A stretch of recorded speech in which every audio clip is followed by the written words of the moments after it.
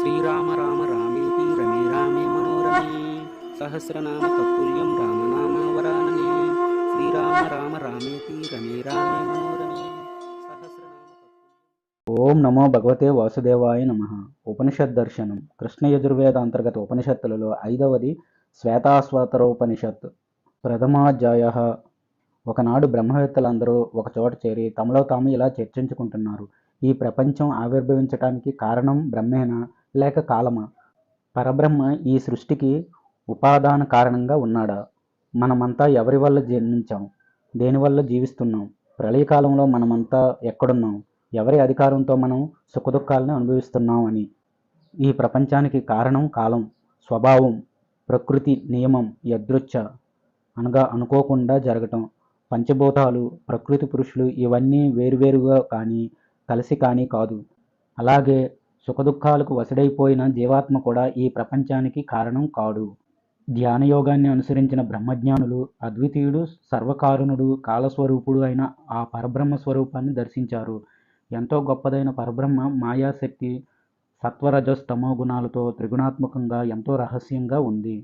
బ్రహ్మజ్ఞానులు ఆ పరబ్రహ్మని బండి చక్రం నేమిగా, త్రిగుణాత్మకమైన ప్రకృతితో ఆవరించబడిన వాడిగా, 50 ఆకులు అనగా అసక్తులు 28, తుష్టలు 9, సిద్ధులు 4 కలిసి 50, 16 కొనలు 20 వత్సరాలున్న బండి చక్రం కలిగిన వాడిగా, 6 అష్టకాలు 8 తత్వాలు కలిగిన వాడిగా, విశ్వరూప ఏకపాసం కలిగిన వాడిగా, ధర్మం అధర్మం జ్ఞానం అనే 3 మార్గాలు కలిగిన వాడిగా, పాపపుణ్యాలలో మోహం కలిగిన వాడిగా దర్శించారు.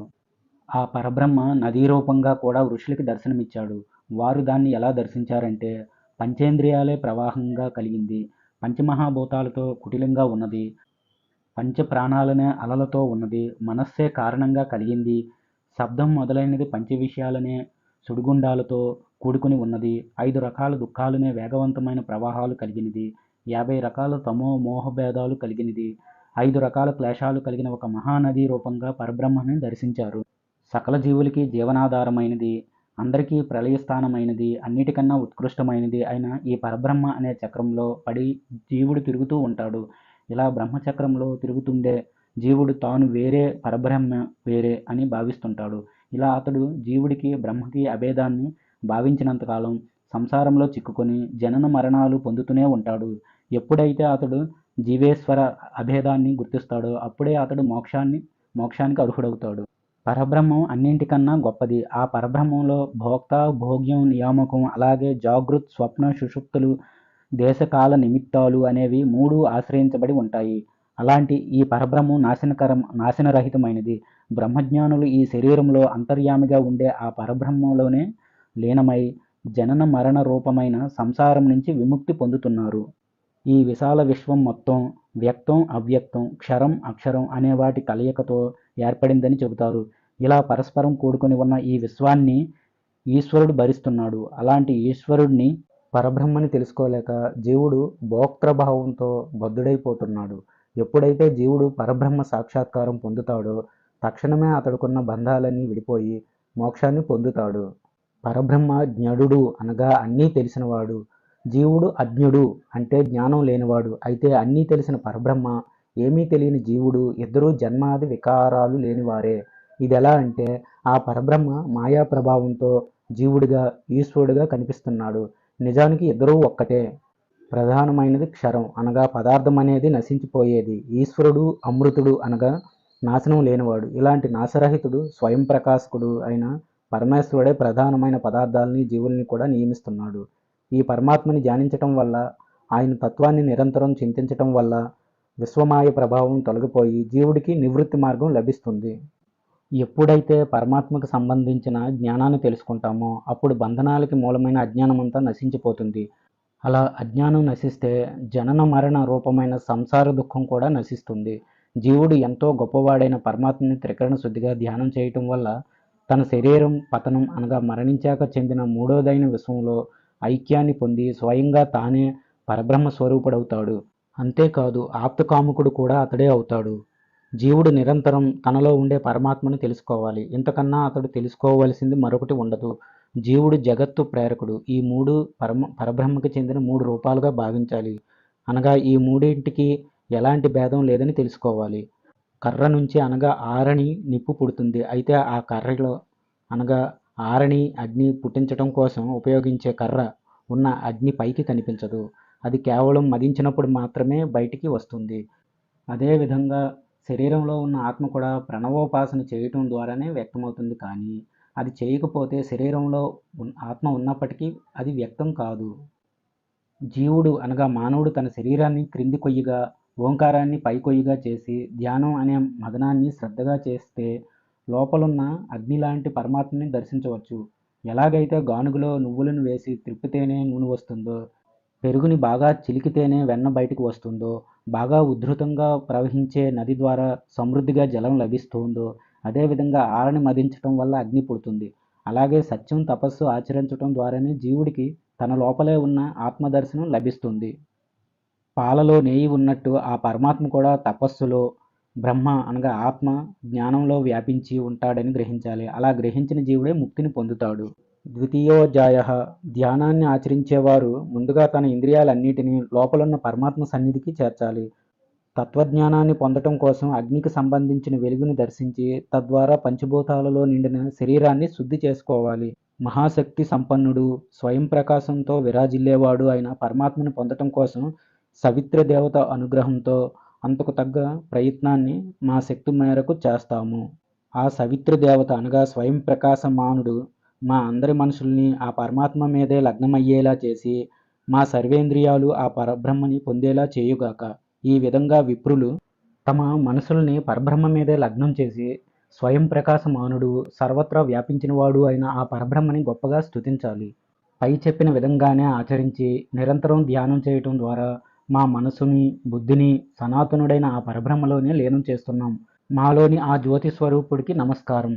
అమృతపుత్రులైన అనగా పరబ్రహ్మ సంతానం అందరూ వినాల్సిన విషయం ఏమిటంటే, ఎవరు పరమేశ్వరుడిని ఆరాధించకుండా అజ్ఞాది క్రతువులు అనగా యజ్ఞాలు చేస్తున్నారో, వాయువు ఎక్కడ అనగా ప్రాణమయంలో నిరోధించబడుతుందో, సోమరసం యజ్ఞయాగాల్లో పొంగి పొర్లుతుందో అలాంటి ప్రదేశాల్లోనే మనస్సు పుడుతోంది. ఏ పరమాత్మని అనగా సవిత్ర రూపుణ్ణి సేవించటం వల్ల జన్మని అనగా తిరుగు పుట్టటం నిర్మూలించటానికి వీలవుతుందో, ఏ పరబ్రహ్మని పొందటం ద్వారా పూర్వ కర్మల బాధల నుంచి తప్పించుకోవచ్చో అలాంటి పరబ్రహ్మని ఉపాసించాలి. తల, కంఠం, శరీరం ఈ మూడింటిని నిటారుగా ఉంచి ఇంద్రియాలని, మనసుని హృదయంలో నిలిపి పరబ్రహ్మం అనగా ఓంకారం అనే వాడ ద్వారా అత్యంత భయంకరమైన సంసారం అనే ప్రవాహాన్ని జీవుడు దాటాలి. సాధకుడైన జీవుడు యుక్తమైన ఆహార విహార నియమాలను పాటిస్తూ ప్రాణాన్ని అనగా వాయువుని నిరోధించి ఉచ్ఛ్వాస నిశ్వాసల ద్వారా ప్రాణాయామ క్రియని ఆచరించాలి. చెడ్డవైన గుర్రాలతో ఉన్న రథాన్ని ఆ రథసారథి ఎలా అప్రమత్తంగా నడుపుతాడో అదేవిధంగా సాధకుడు ఇంద్రియాలనే చెడ్డ అశ్వాలతో పరిగెత్తే మనోరథాన్ని జాగ్రత్తగా అదుపు చేయాలి. ఇలా చేసే ప్రాణాయామాన్ని సమతల ప్రదేశాల్లో, పరిశుభ్రమైన గులకరాళ్ళు, ఇసుక, నిప్పు లేని ప్రదేశాల్లో, జలాశయాలు ధ్వని వినిపించని చోట, పెద్ద హోరుగాలి లేని చోట, చూడటానికి ఆహ్లాదకరంగా ఉన్న వాతావరణంలో, కొండ గుహల్లో అభ్యసించాలి. యోగాభ్యాసం చేసేవాడికి ప్రారంభంలో మంచు, పొగ, సూర్యుడు, గాలి, అగ్ని, మినుగురులు, మెరుపులు, స్ఫటికం, చంద్రుడు లాంటి రూపాలు కనిపిస్తాయి. అలాంటివి కనిపిస్తే మంచిది. అవి బ్రహ్మ సాక్షాత్కారానికి ముందుగా కలిగే సంకేతాలు. ఇవి వరుసగా ధ్యానంలో కనిపిస్తూ ఉంటే త్వరలోనే బ్రహ్మ సాక్షాత్కారం అవుతుందని అర్థం. సాధకుడి పంచభూతాత్మకమైన అనగా భూమి, నీరు, నిప్పు, గాలి, ఆకాశం శరీరం యోగాభ్యాసం సిద్ధించిన తర్వాత అది యోగాగ్నిమయంగా మారిపోతుంది. అనగా సాధకుడి భౌతిక శరీరం దగ్ధమైపోతుంది. అలాంటి స్థితిలో ఆ సాధకుడిని ఎలాంటి రోగాలు, వార్ధక్య బాధలు, అకాల మృత్యువు ఏవీ దరిచేరవు. యోగాభ్యాసాన్ని శ్రద్ధగా ఆచరించేవాడికి మొదట్లో శరీరం చాలా తేలికగా ఉంటుంది. అతడి శారీరక, మానసిక ఆరోగ్యం కూడా చక్కగా ఉంటుంది. కంఠధ్వని స్పష్టంగా ఉంటుంది. శరీరం మంచి సువాసన భరితంగా ఉంటుంది. మలమూత్ర విసర్జన క్రియలు తక్కువైపోతాయి. ఎలాగైతే దుమ్ముతో నిండి కాంతిహీనంగా ఉండే సువర్ణాది లోహ బింబాలు అనగా విగ్రహాలు నిప్పుతో కాల్చటం వల్ల తిరిగి ప్రకాశవంతంగా మారుతాయో అదేవిధంగా జీవుడు కూడా ఆత్మతత్వాన్ని సాక్షాత్కరించుకున్నాక అద్వితీయుడు, ధన్యుడు, శోకరహితుడిగా మారుతాడు. జీవుడు ఎప్పుడైతే జ్యోతి స్వరూపంగా వెలుగొందే ఆత్మతత్వాన్ని అవగతం చేసుకొని తద్వారా బ్రహ్మతత్వాన్ని దర్శిస్తాడో అప్పుడే అతడు జన్మరాహిత్యాన్ని పొంది నిశ్చలమైన పవిత్రమైన పరబ్రహ్మని తెలుసుకొని అన్ని రకాల బంధాల నుంచి విముక్తి పొందుతున్నాడు. ఈ పరమాత్మే తూర్పు మొదలైన 4 దిక్కుల్లో, ఈశాన్యం మొదలైన 4 విదశల్లో, ఊర్ధ్వ అధో భాగాల్లో అంతటా ఆవరించి ఉన్నాడు. అందరికన్నా మొదట జన్మించిన ఆ హిరణ్య గర్భుడే తల్లి గర్భంలో శిశువుగా కూడా జన్మిస్తున్నాడు. ఇది వరకు పుట్టినవాడు, ఇక ముందు పుట్టబోయేవాడు కూడా అతడే. అలాగే అందరికీ అభిముఖుడిగా, సర్వతోముఖుడిగా ఉండేది కూడా ఈ పరమాత్మే. ఏ పరమాత్మ అగ్నిలో, జలంలో, ఔషధంలో, వనస్పతుల్లో, సమస్త ప్రపంచంలో వ్యాపించి ఉన్నాడో ఆ పరమాత్మకి నమస్కారం. తృతీయోధ్యాయ. ఈ సృష్టి మొత్తాన్ని ఆ పరమాత్మే తన మాయాశక్తితో సృష్టిస్తూ, పోషిస్తూ చివరికి సంహరిస్తున్నాడు. అద్వితీయుడైన ఆ పరబ్రహ్మే మాయాశక్తితో ఈ సర్వాన్ని నియంత్రిస్తున్నాడు. ఎవరైతే ఈ విషయాన్ని తెలుసుకుంటారో వారు ముక్తిని పొందుతారు. ఈ సృష్టికి పూర్వం ఉన్న పరబ్రహ్మ ఒక్కడే కనుక బ్రహ్మజ్ఞానులు రెండోవాడున్నాడని భావించటం లేదు. అలా ఒక్కడుగా ఉన్న ఆ పరమాత్మే తన మాయాశక్తితో ఈ జగత్తుని సృష్టించి ఈ జగత్తులో ఉన్న సకల జీవుల్లో అంతరాత్మగా ఉన్నాడు. ఆయనే ఈ జగత్తునంతా పోషించి చివరికి అందరినీ తనలో లయం చేసుకుంటున్నాడు. పరమాత్మ భూలోకాన్ని, ఆకాశాన్ని సృష్టించాడు. అలా సృష్టించిన ఆయనే విశ్వమంతా నేత్రాలు, బాహువులు, ముఖాలు, పాదాలతో నిండి ఉన్నాడు. ఇలా మానవులకి, పక్షులకి చెందిన అవయవాలన్నీ ఆయన రూపాలే. ఏ పరమాత్మ సకల దేవతలకి సృష్టికర్తో, ఏ భగవంతుడు వారి ఐశ్వర్యానికి కారణభూతుడిగా, ఈ విశ్వాన్ని పాలించే పాలకుడిగా, మహర్షిగా, సర్వజ్ఞుడిగా ఉన్నాడో, ఏ పరబ్రహ్మ పూర్వం హిరణ్య గర్భుడిని అనగా చతుర్ముఖ బ్రహ్మను పుట్టించాడో అలాంటి పరమాత్మ మాకు సద్బుద్ధిని ప్రసాదించుగాక. ఓ రుద్ర, నీ దివ్య శరీరం అఘోరమైనది అనగా శుభప్రదమైనది. స్మరించిన వెంటనే పాపాలను నశింపజేసేది, అన్ని రకాల భయాల్ని పోగొట్టేది. పర్వతం మీద నిద్రించే ఓ రుద్ర, నీ దివ్య శరీరంతో మమ్మల్ని అనుగ్రహించు. నీ చేతిలో శత్రువుల మీద ప్రయోగించే బాణాలున్నాయి. ఆ బాణాల్ని మంగళకరమైన వాటిగా మార్చు. వాటిని ప్రయోగించి ఎవరికీ ఎలాంటి హాని అనగా హింస జరగకుండా చూడు. అనంతమైన ఈ పరబ్రహ్మ, సుగుణ బ్రహ్మ అనగా విరాట్ పురుషుడి కన్నా ఉత్కృష్టమైనవాడు నిర్గుణ బ్రహ్మగా కూడా ఆయన వ్యవహరించబడతాడు. సకల ప్రాణుల్లో అంతర్యామిగా వ్యాపించినవాడు, ఈ సకల సృష్టిని తనలో లీనం చేసుకునేవాడు అయిన పరబ్రహ్మ విశ్వమంతా వ్యాపించి ఉన్నాడు. ఈ విశ్వాన్ని తెలుసుకున్నవారు అమృతులవుతున్నారు. అజ్ఞానాంధకారానికి అవతల దిశలో దివ్య ప్రకాశ రూపుడై వెలుగొందుతున్న పరమాత్మని నేను అనగా శ్వేతాశ్వతర మహర్షి తెలుసుకున్నాను. నాలా ఆ పరబ్రహ్మని తెలుసుకున్నవాడే మృత్యువుకి అతీతుడై సంసార బంధాల నుంచి విముక్తి పొందుతాడు. మోక్షానికి ఇంతకన్నా వేరే దారి లేదు. పరబ్రహ్మని మించిన గొప్ప తత్వం వేరేదీ లేదు. దానికన్నా సూక్ష్మమైనది అలాగే స్థూలమైనది కూడా మరొకటి లేదు. అద్వితీయుడైన పరబ్రహ్మ చేతే ఈ విశ్వం మొత్తం వ్యాపించబడింది. అలాంటి పరబ్రహ్మతత్వం అన్నిటికీ అతీతమైనది. దానికి దుఃఖం లేదు, తాపత్రయాలు లేవు. ఈ విధంగా పరబ్రహ్మతత్వాన్ని ఎరిగిన వారు అమరులవుతారు. తెలుసుకోలేని వారు దుఃఖాలను అనుభవిస్తారు. నిర్గుణ పరబ్రహ్మ అన్నిటికీ అతీతమైనప్పటికీ ఆయన సమస్త జీవుల ముఖాలుగా, తలలుగా, కంఠాలుగా ఉంటూ వారి హృదయాలలో కూడా కొలువై ఉన్నాడు. అలా ఆయన సర్వత్రా వ్యాపించి మంగళ స్వరూపుడిగా ఉన్నాడు. పరిపూర్ణుడై ఈ మహాపురుషుడే విరాట్ పురుషుడి అంతఃకరణాన్ని ప్రేరేపించేవాడు. స్వయం జ్యోతి స్వరూపుడు, అవ్యయుడు, పరిశుద్ధమైనవాడు, పరమపదాన్ని ప్రాప్తింపజేసేవాడు. పరమాత్మ ఒక బొటనవేలంత పరిమాణంలో జీవుల హృదయం అనే గుహలో నివసిస్తుంటాడు. ఈ విషయాన్ని తెలుసుకున్న వారికి అమృతత్వం ప్రాప్తిస్తుంది. పరబ్రహ్మకి 1000 తలలున్నాయి. వాటితో పాటు 1000 కళ్ళు, 1000 చేతులు, పాదాలు ఉన్నాయి. అలాంటి ఆ విరాట్ పురుషుడు ఈ విశ్వం మొత్తాన్ని అన్ని వైపుల నుంచి ఆక్రమించి అంతటా వ్యాపించాడు. అంతటి విశ్వరూపుడైన ఆయన మానవుడి నాభికి 10 అంగుళాల పైస్థానంలో ఉన్న హృదయంలో కొలువున్నాడు. కనిపించే ఈ సర్వం అనగా భూత, భవిష్యత్, వర్తమానాలు అన్నీ ఆయనవే. అన్నంతో వృద్ధి చెందే ఈ ప్రపంచం కూడా ఆయన స్వరూపమే తప్ప మరొకటి కాదు. అమృతమయమైన ఆ మోక్షానికి ఆ విరాట్ పురుషుడే అధిపతి. ఆ పరమ పురుషుడికి అంతటా పాదాలు, నేత్రాలు, శిరస్సులు, ముఖాలు, చెవులున్నాయి. ఈ విధంగా ఆ మహాపురుషుడు ఈ సృష్టిలో ఉన్న సకల జీవుల్లో ఆవరించి ఉన్నాడు. అలాంటి పరమపురుషుడు అనగా పరబ్రహ్మతత్వాన్ని సకల ఇంద్రియ గుణాలని ప్రకాశింపజేసేదిగా, ఇంద్రియాలనేవేవీ లేనిదానిగా, ఈ సమస్తానికి అధిపతిగా, ఈశ్వరుడుగా, అన్నింటినీ రక్షించేదిగా తెలుసుకోవాలి. ఆ పరమపురుషుడు అనగా పరబ్రహ్మ 9 ద్వారాలతో అనగా రంధ్రాలతో ఉన్న ఈ శరీరం అనే నగరంలో ఆత్మరూపంతో ప్రకాశిస్తున్నాడు. అలా లోపలున్న ఆయనే స్థావర జంగమాత్మకమైన ఈ ప్రపంచాన్నంతా స్వాధీనం చేసుకుని బయట కూడా సంచరిస్తున్నాడు. ఈ పరబ్రహ్మకి పాదాలు లేకపోయినప్పటికీ వేగంగా నడవగలడు, అన్నిటినీ పట్టుకోగలడు. అలాగే కళ్ళు లేకపోయినా అన్నీ చూడగలడు, చెవులు లేకపోయినా వినగలడు. ఈ సృష్టిలో అన్నీ అతడికి తెలుసు. అయితే అతన్ని తెలుసుకున్నవారు ఎవరూ లేరు.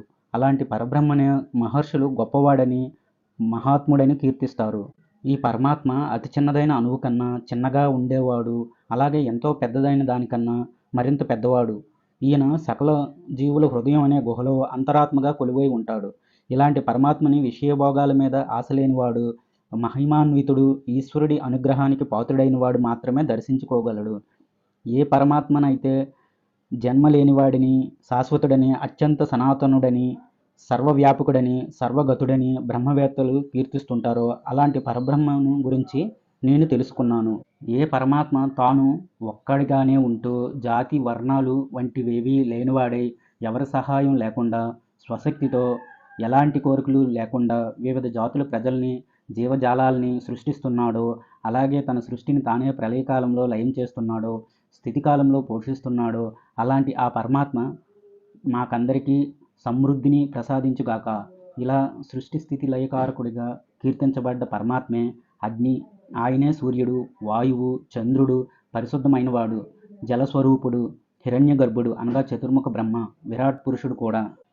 విరాట్ పురుషుడైన ఓ పరమాత్మ, నీవు స్త్రీవి, పురుషుడివి, యువకుడివి, యువతివి, కర్ర అనే ఊతతో నడిచే వృద్ధుడివి, అప్పుడే పుట్టిన బాలుడివి నీవే.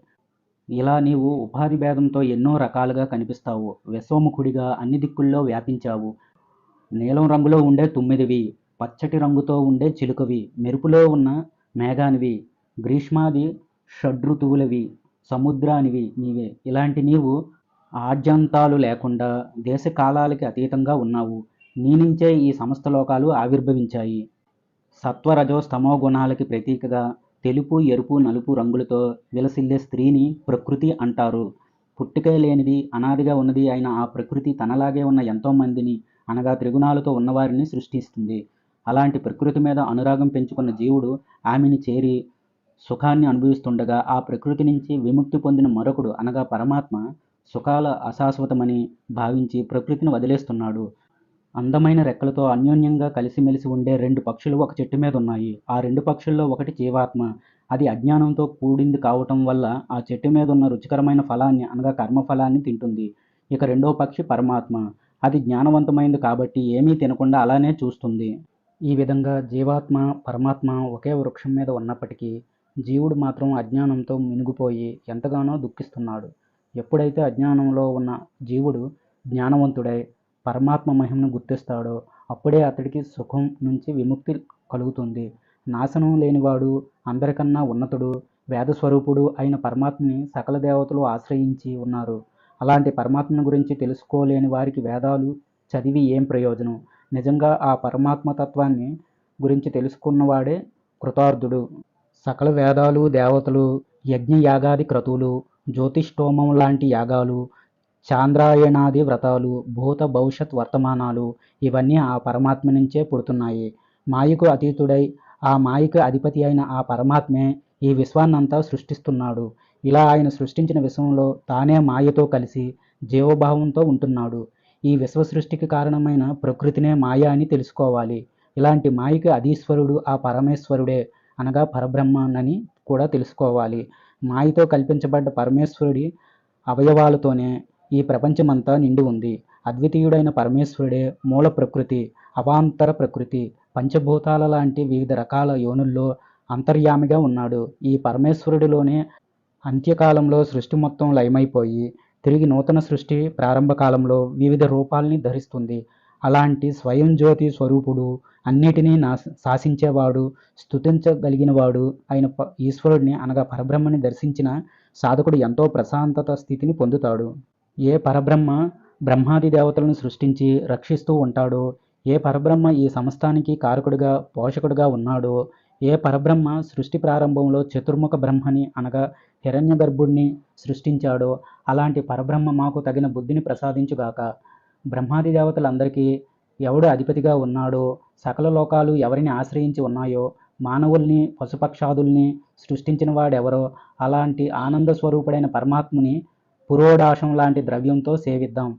ఆయన కోసం ఆహుతులు సమర్పిద్దాం. పరమేశ్వరుడు అనగా పరబ్రహ్మ జగత్తు సృష్టికర్త అని, సూక్ష్మాతి సూక్ష్మమైన వాడని, ఎన్నో రూపాలున్న అద్వితీయుడని, విశ్వమంతా వ్యాపించిన వాడని, మంగళస్వరూపుడని తెలుసుకోవాలి. అలా తెలుసుకున్న మానవుడు అనంతమైన మనశ్శాంతిని అనుభవిస్తాడు. ఈ పరమాత్మనే కాలస్వరూపుడని, అన్ని లోకాలని రక్షిస్తూ పాలించేవాడని, సమస్త జీవుల్లో అంతర్యామిగా ఉన్నాడని ఋషుల చేత, దేవతల చేత నిరంతరం ధ్యానించబడే వాడని కూడా తెలుసుకోవాలి. అలా తెలుసుకున్న మానవులు మృత్యుపాశాలను కూడా తెంచుకోగల సమర్థులవుతారు. ఆ పరమాత్మ నేయి మీద తేలుతూ ఉండే సూక్ష్మమైన పొర అనగా సారంలాగా అత్యంత సూక్ష్మమైన రూపంతో అన్ని జీవుల్లో అంతర్యామిగా ఉంటాడు. ఆనంద స్వరూపుడు, ఈ సమస్త విశ్వానికి భోగప్రదాయకుడు ఆయనే. అలాంటి పరమాత్మని దర్శించిన పురుషుడు అన్ని రకాల బంధనాల నుంచి విముక్తిని పొందుతాడు. ఆ పరమాత్మే విశ్వ సృష్టికర్త, అంతటా అందరి హృదయాల్లో వ్యాపించి ఉన్నాడు. అలాంటి ఆ పరమాత్మని నేతి నేతి ఇది కాదు ఇది కాదు అనే వేదాంత విచారంతో అన్నింటినీ తిరస్కరించగా చివరికి మిగిలే ప్రకాశవంతుడిగా గ్రహించాలి. అలా పరమాత్మని గురించి తెలుసుకున్న వారంతా అమృత స్వరూపులవుతారు. ఏ సమయంలోనైతే మానవుడికి ఆత్మజ్ఞానం కలుగుతుందో అప్పుడు అతనికి రాత్రి పగలు, సత్ అసత్తు అనేవేవీ ఉండవు. కేవలం పరిశుద్ధమైన శివతత్వం మాత్రమే అతడిలో ఉంటుంది. ఆ శివతత్వమే బ్రహ్మతత్వం. ఇది నిత్యమైంది. ఆ తత్వం నుంచే ప్రజ్ఞ అనేది వ్యాప్తిమయ్యింది. అది ఆయన నుంచి పరంపరగా వేదాల రూపంలో అందరికీ ప్రాప్తిస్తుంది. పరమాత్మ నిరంశుడు అంటే ఎలాంటి అంశాలు లేనివాడు, నిరవయవుడు అంటే ఎలాంటి అవయవాలు లేనివాడు. అందుకే ఆయన్ని పైనుంచి కానీ క్రింద నుంచి కానీ అడ్డంగా కానీ ఎవరూ పట్టుకోలేరు.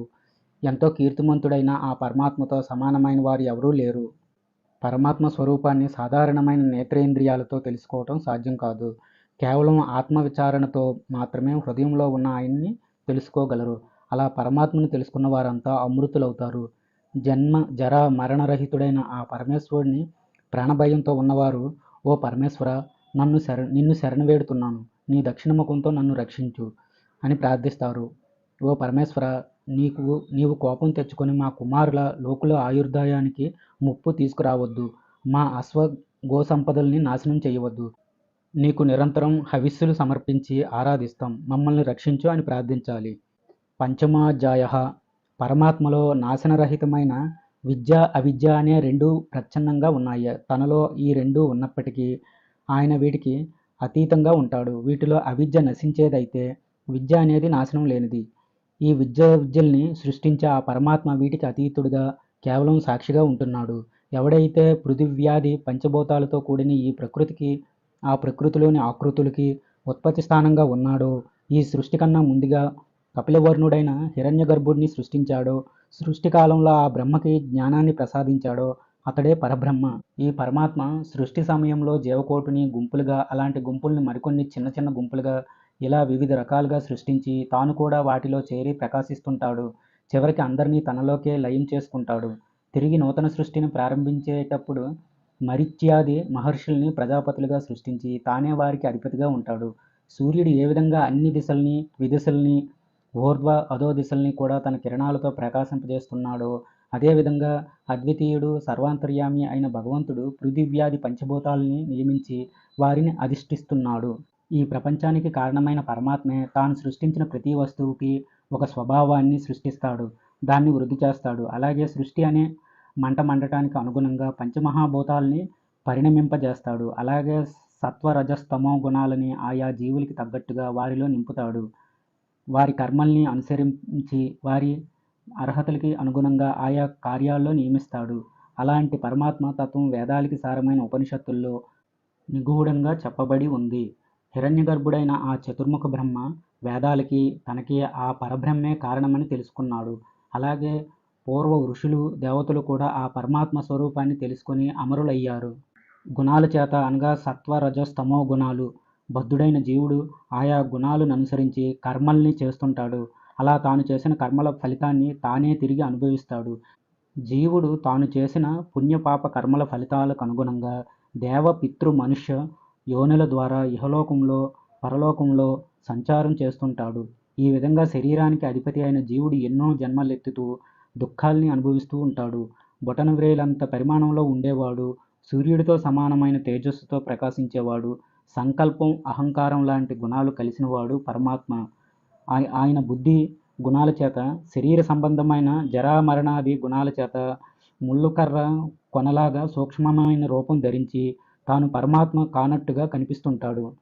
జీవాత్మ అనేది చాలా సూక్ష్మమైనది. ఎంత సూక్ష్మమైనదంటే ఒక వెంట్రుక చివరి భాగాన్ని 100 భాగాలు చేసి అందులో ఒక భాగాన్ని తీసి దాన్ని కూడా 100 భాగాలు చేస్తూ ఇలా ఒక 100 సార్లు చేస్తే ఎంత సూక్ష్మమైన భాగం మిగులుతుందో అంత సూక్ష్మమైనది.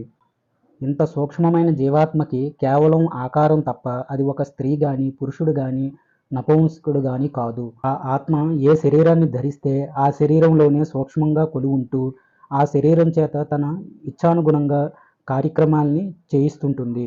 అన్నపానాలు స్వీకరించటం వల్ల జీవుడి శరీరం వృద్ధి చెందుతుంది. అలాగే సంకల్పం, స్పర్శ, దర్శనం, మోహం అనే కర్మలు శరీరం ద్వారా జరుగుతున్నాయి. జీవుడు తాను వివిధ జన్మల్లో చేసిన పాపపుణ్యాల కర్మలను అనుసరించి అందుకు తగ్గ రూపాలను ధరిస్తుంటాడు. శరీరాన్ని ధరించిన జీవాత్మ తాను చేసిన కర్మల ఆధారంగా ఎన్నో స్థూల సూక్ష్మ శరీరాల్ని ధరిస్తూ ఉంటుంది. అలా ధరించిన శరీరాలతో చేసిన కర్మల ఫలాన్ని అనుసరించి మరో రకమైన శరీరాన్ని పొందుతుంది.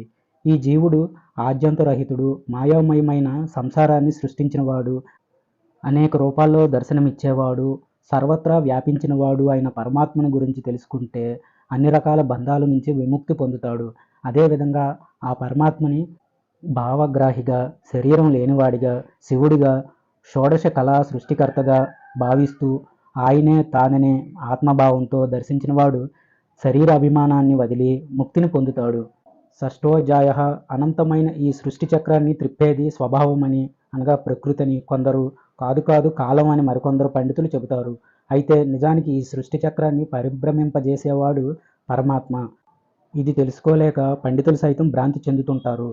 ఆ పరమాత్మ చేతే ఈ ప్రపంచమంతా ఆవరించబడి ఉందని, కాలాన్ని సైతం సృష్టించింది ఆయనేనని, ఆయన ఎలాంటి పాపాలు అంటని వాడని, సర్వజ్ఞుడని, ఆయన వల్లే పంచభూతాలు వివిధ రూపాల్లో దర్శనమిస్తున్నాయని తెలుసుకోవాలి. ఆ పరమాత్మ సృష్టి కర్మని చేసి దాన్ని తానే పాలిస్తున్నప్పటికీ ఆ సృష్టితో తనకేమీ సంబంధం లేనివాడుగా ఉంటాడు. చైతన్య తత్వాన్ని జడత్వంతో కలుపుతాడు. ఎలాగంటే 1 అవిద్యతో, 2 ధర్మాధర్మాలతో, 3 స్థూల సూక్ష్మ కారణ శరీరాలతో, 8 పంచభూతాలు, మనసు, బుద్ధి, అహంకారం, వీటిలో కాలాన్ని కలిపి సృష్టి చేస్తుంటాడు.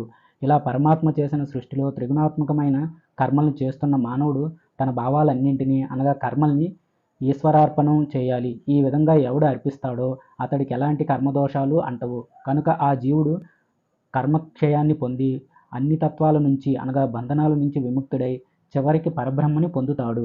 పరమాత్మే సమస్త సృష్టికి కారకుడు, 3 కాలాలకి అతీతుడు, విశ్వమే తన రూపంగా కలిగినవాడు, ఎలాంటి అంశలు లేనివాడు, అందరికన్నా ఆద్యుడు, జీవుల హృదయాల్లో ఉండేవాడు. అలాంటి పరమాత్మ తన హృదయంలోనే ఉన్నాడని ధ్యానించినవాడు ఆయన సాక్షాత్కారాన్ని పొందుతాడు. ఎంతో గొప్పవాడైన ఆ పరమాత్మ సంసార వృక్షం కన్నా, కాలం, రూపం, ప్రపంచం అన్నిటికన్నా భిన్నంగా ఉండేవాడు. పాపాల్ని భస్మం చేసేవాడు, ధర్మానికి మూలస్థానంగా ఉన్నవాడు, ఐశ్వర్య ప్రదాయకుడు అని తెలుసుకున్నవాడు చివరికి ఆ పరబ్రహ్మను చేరుకుంటాడు. పరమాత్మ ఇంద్రియాది దేవతల కన్నా, వైవస్వతుడైన యముడి కన్నా, ప్రజాపతులందరికన్నా గొప్పవాడని, పరమమైన వాటికన్నా పరమమైన వాడని, సమస్త భువనాలకి అధీశ్వరుడని గ్రహించి ఆయన్ని సాక్షాత్కరింపజేసుకోవాలి. ఆ పరమాత్మకి శరీరం, ఇంద్రియాలు లేవు. ఆయనతో సమానమైన వాడు కానీ, ఆయన కన్నా గొప్పవాడు కానీ మరొకడు లేడు. ఆ పరమేశ్వరుడి కన్నా పరాశక్తి ఎన్నో రకాలుగా ఉన్నదని, జ్ఞానం, బలం, క్రియాశక్తులు ఆయనకి స్వభావ సిద్ధమైనవని వేదాలు వర్ణిస్తున్నాయి. పరమాత్మకి పైన యజమాని కానీ, ఆయన నియంత్రించేవాడు కానీ ఎవరూ లేరు. ఆయన మీద ఎవరూ అధికారం చలాయించలేరు. ఆయన ఇలా ఉంటాడని గుర్తించే చిహ్నాలేవి ఉండవు. సకల జీవాత్మల్ని పాలించేవాడు, అన్నిటికీ కారణమైనవాడు ఆయనే. అలాంటి పరమాత్మకి తండ్రి, ప్రభువు ఎవరూ లేరు. సాలిపురుగు తన నుంచి వచ్చిన దారాలతో తనకు తానే రక్షణ కల్పించుకుంటున్నట్టుగా అద్వితీయుడైన ఆ పరమాత్మ ప్రకృతి నుంచి పుట్టిన నామరూపాది కర్మపాశాల ద్వారా తనకు తానే ఆచ్ఛాదించుకుంటున్నాడు. అలాంటి ఆ పరమాత్మ తనతో మాకు ఏకత్వాన్ని ప్రసాదించుగాక. ఒకడే అయినవాడు, సకల భూతాలలో గూఢంగా దాగి ఉన్నవాడు, సర్వత్రా వ్యాపించినవాడు అయిన ఆ పరమాత్మే అన్ని రకాల కర్మలకి అధిపతి. అన్ని జీవుల్లో కొలువు ఉన్న ఆయనే సర్వసాక్షి, చైతన్య రూపుడు, నిర్గుణుడు కూడా. జీవులు చేసే రకరకాల కర్మలేవి ఆత్మకి అంటవు. ఇవన్నీ శరీరానికి, ఇంద్రియాలకి సంబంధించినవి. ఆత్మ పురుషుడనేవాడు నిర్గుణుడు, నిష్క్రియుడు, ఎలాంటి గుణాలు లేనివాడు, కూటస్థుడు అయినప్పటికీ అజ్ఞానులైన వారు ఆ విషయాల్ని గ్రహించక దుఃఖాలు పొందుతుంటారు. అలా కాక ఆ పరమాత్మని తనలోనే ఉన్నవాడుగా దర్శించిన వారు శాశ్వతంగా సుఖాల్ని పొందుతున్నారు. ఆ పరమాత్మ నిత్యులైన జీవుల్లో నిత్యుడిగా, చేతనమైన వాటిలో చైతన్య స్వరూపుడిగా ఒక్కడుగా ఉంటూ సకల జీవుల కామితార్థాలను తీరుస్తూ ఉంటాడు. సంఖ్యాయోగాది జ్ఞానంతో తెలుసుకోదగిన ఆ పరమాత్మని తెలుసుకున్నవాడు అజ్ఞాన సంబంధమైన బంధాల నుంచి విముక్తుడవుతాడు. పరబ్రహ్మలో సూర్యుడు, చంద్రుడు, నక్షత్రాలు, మెరుపులు ప్రకాశించటం లేదు. ఇక అగ్ని ఎలా ప్రకాశిస్తుంది? ఇవన్నీ కూడా స్వయం ప్రకాశమానుడైన పరబ్రహ్మని అనుసరించే ప్రకాశిస్తున్నాయి. అలాంటి పరబ్రహ్మ తేజస్సుతోనే ఈ విశ్వమంతా ప్రసిద్ధి చెందింది. ఈ విశ్వానికి మధ్యలో ఉన్న అవిద్యను ఛేదించగలిగేవాడు పరమాత్మ ఒక్కడే. ఆయనే శరీరంలా రూపొందిన జలంలో ఉండే అగ్ని. అలాంటి అగ్నిస్వరూపుడైన పరమాత్మని సాక్షాత్కరించుకున్నవాడు మాత్రమే మృత్యువు నుంచి తరిస్తాడు. ఇది తప్ప మరో దారి లేదు. సర్వజ్ఞుడైన ఆ పరమాత్మే ఈ విశ్వానికి నిర్మాత, జ్ఞానస్వరూపుడు, కాలరూపుడు, సకల సుగుణవంతుడు, అన్నీ తెలిసినవాడు, త్రిగుణాలకి ప్రభువు, అన్ని విద్యలకు కేంద్రంగా ఉన్నవాడు, జీవుల్ని సంసార చక్రంలో బంధించబడ్డ వారిని విముక్తి చేయడానికి కారకుడు. ఏ పరబ్రహ్మ ఈ సృష్టికి నియమంగా పాలకుడుగా ఉన్నాడో ఆ పరబ్రహ్మ జ్యోతిర్మయుడు, విశ్వరూపుడు, జ్ఞానస్వరూపుడు, సర్వత్రా వ్యాపించినవాడు, జగత్తుని శాసించేవాడు, రక్షించేవాడు. అతన్ని శాసించేవారెవరూ లేరు. సృష్టికి ప్రారంభంలో ఎవడు చతుర్ముఖ బ్రహ్మను సృష్టించి ఆయనకి వేదాలు ఉపదేశించాడో అలాంటి పరబ్రహ్మని, బుద్ధిని ఆత్మవైపుకు త్రిప్పేవాడిని మోక్షం కోసం శరణు వేడుకుంటున్నాను. ఎలాంటి క్రియలు లేనివాడిని, ఎలాంటి అంశాలు లేనివాడిని, ఎలాంటి కల్మషాలు నిందలు లేనివాడిని, మోక్షం పొందటానికి వారధి లాంటి వాడిని, బాగా ప్రజ్వలింపజేసిన కట్టిలో ఉండే అగ్ని లాంటి వాడిని, మోక్షం కోసం నేను శరణు వేడుకుంటున్నాను. ఆకాశాన్ని చర్మంలా చుట్టటానికి ఎలా సాధ్యం కాదో ఆ పరమాత్మని గురించి తెలుసుకోకుండా దుఃఖాన్ని పోగొట్టుకోవడం కూడా సాధ్యం కాదు. శ్వేతాశ్వతర మహర్షి తన తపస్సుతో పరమేశ్వరుడిని మెప్పించి ఆయన అనుగ్రహంతో బ్రహ్మతత్వాన్ని తెలుసుకున్నాడు. తరువాత ఋషిగణాలతో సేవించబడే ఆ బ్రహ్మ విద్యని తిరిగి యతీశ్వరులకు బోధించాడు. ఉపనిషత్తుల్లో రహస్యంగా ఉన్న ఈ బ్రహ్మ విద్యని అర్హుడైన వాడికి మాత్రమే ఉపదేశించాలి. ఇక్కడ యోగ్యుడు, అర్హుడు ఎవరంటే ఎవరి మనసు రాగద్వేషాది మాలిన్యాలు లేకుండా ఉంటుందో అలాంటి శిష్యుడికి కానీ పుత్రుడికి కానీ ఎంతో రహస్యమైన ఈ విద్యను బోధించాలి. రాగద్వేషాలతో ఉండే సొంత కుమారుడికి సైతం ఈ విద్యను బోధించకూడదు. ఎవడికి పరమాత్మ మీద పరాభక్తి దృఢంగా ఉన్నదో అలాగే తన గురువు మీద కూడా అంతే భక్తి ప్రవృత్తులు ఉన్నాయో అలాంటి మహాత్ములకు మాత్రమే ఉపనిషత్తుల్లో చెప్పిన సత్యాలన్నీ చక్కగా అవగతమవుతాయి. శ్రీకృష్ణ యజుర్వేదాంతర్గత ఉపనిషత్తులలో 5వది అయిన శ్వేతాశ్వతరోపనిషత్తు సమాప్తం. స్వస్తి. జై శ్రీరామ్.